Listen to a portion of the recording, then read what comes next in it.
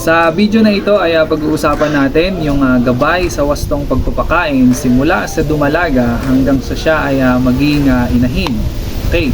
At naglagay ako dito ng edad o yung age, klase ng pagkain na dapat nating ipakain doon sa ating mga alaga.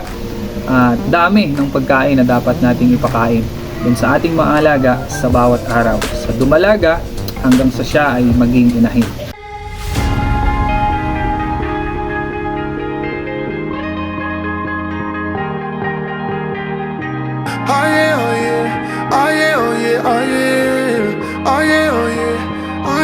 Okay, simulan po natin yan dito sa edad ng ating pong aalagaang dumalaga hanggang sa siya ay maging inahin. Okay? At meron po dito ang 151 to 180 days old o sa kanyang ika 6 months. Okay? Dito po ay continuation lang galing po dun sa kanyang fattening stage. Pero depende po yan kung anong age nyo po sila nabili. Kung mas bata pa, magbabago po yung pagkain na dapat namin ipakain. Pero dito po sa ginawa namin gabay sa wastong pagpapakain, nagsimula po ito ng 6 months. Okay? At ang ipapakain po natin sa kanya sa buwan po na iyon ay hog grower. Okay? At ang dami naman po ng ipapakain natin sa kanya sa bawat araw ay 2 kilo sa kada isang araw. So kung nagpapakain po kayo ng umaga at hapon, so 1 kilo lang sa umaga, 1 kilo lang sa hapon. Okay, bakit ganun lang po kaunti? Dahil kailangang ma-maintain po natin yung slim na katawan nung gagawin po nating inahin. So hindi naman na natin siya kailangang pakainin pa ng marami dahil hindi din po maganda kung masyadong mataba yung gagawin po nating inahin. At hindi din naman maganda kung masyadong payat yung gagawin nating inahin. So yung 2 kilos po ay enough na para po ma-maintain yung kanya pong tamang paglaki, tamang pag-develop po nung kanya pong katawan. At the same time, makakamenos din tayo dun sa gastos po natin. Okay, yung isang sako sa loob ng isang buwan, mauubos niya ito sa loob ng 25 days kasi 50 kilos lang po naman yun.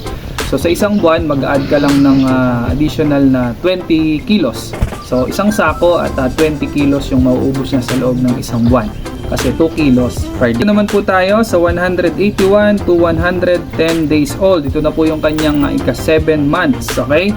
At ang ipapakain na po natin dito ay hog developer o yung tinatawag po nilang gestating. Okay? At ang dami po ng ipapakain natin sa kanya sa bawat araw ay 2 kilo lang po ulit. Okay? Kada po isang araw. Okay? Sa panahon po na ito, under observation na po siya. Titingnan na natin kung maglalandi na ba siya o hindi po siya maglalandi. Pero hindi pa po ito sinasuggest na pabarakuhan. Okay? Though may mga iba po na gumagawa, pag sa ganitong edad, sa ika 7 months o minsan mas bata pa, pinapabarakuhan na po nila. Pero hindi po namin yung practice po dito po sa aming mini backyard farm. Yan po tayo sa 111 to 140 days old o ito na po yung kanyang ika 8 months. Okay? At sa mga buwan po na ito, ang ipapakain pa rin po natin sa kanya ay hog developer o yung gestating. At yung dami po ng ipapakain natin sa kanya sa bawat araw ay kapareho lang din po dun sa simula, yung 2 kilos per day. Okay? So tuloy-tuloy lang po yon para masustain at ma-maintain lang po natin yung kanya pong katawan. At sa panahon po na ito, obserbahan na po natin siya kung siya po ay maglalandi na. At kung sakaling maglandi na po siya dito sa buwan na ito, sa kanya pong ika 8 months old, pwede na po natin siyang pabarakuhan. Okay? Yun po kasi yung practice namin dito sa aming mini backyard farm. Dahil sa panahon po na ito, fully developed na at matured na po yung kanyang katawan. Meron na po talagang capability na mag-handle o magdala ng mga piglets. Okay? So mas kayang-kaya na niya compare po dun sa mas bata natin siyang pababarakuhan. Naman po tayo sa 141 to 170 days old. Ito na po yung kanyang ika 9 months simula po nung siya ay pinanganak. Okay, tuloy-tuloy po yung bilang po natin. Ito na yung kanyang ika 9 months old. Okay? At ang ipapakain po natin dito ay hog developer. At ang dami po ng pakain sa bawat araw, same lang din po, hindi magbabago. 2 kilos per day. Okay, dun po sa iba, ang practice nila kapag papabarakuhan o kaya pagka katatapos barakuhan, binabawasan po nila yung pagkain. Pero kami po dito sa aming mini backyard farm, naging practice na po namin na ituloy-tuloy lang yung pagkain para maiwasan po yung stress. Okay, kasi kung bababaan natin yung pagkain sa kanila, magugutom sila. At pag nagutom sila, ma-stress sila. Pwedeng maka-apekto po yun dun sa kanila pong pagdadalang baboy.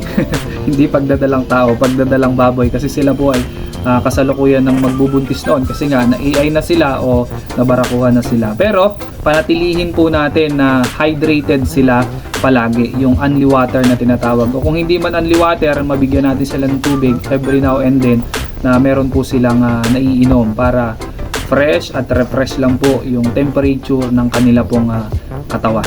Okay, dito naman po tayo sa 171 to 200 days old. So ito na po yung kanyang ikasampung buwan. Keep in mind mga kapatid, yung pagbibilang po natin, kung gagawa po tayo ng inahin from dumalaga, siguraduhin natin na makuha natin yung exact tong pagkapanganak po ng ating mga alaga para hindi po tayo magkamali ng bilang. Okay, baka sinabi nung pinagbilhan natin ganitong buwan pa lang yan, yun pala mas matanda na. Okay, so mamamali na po kaagad tayo dun sa bilang natin.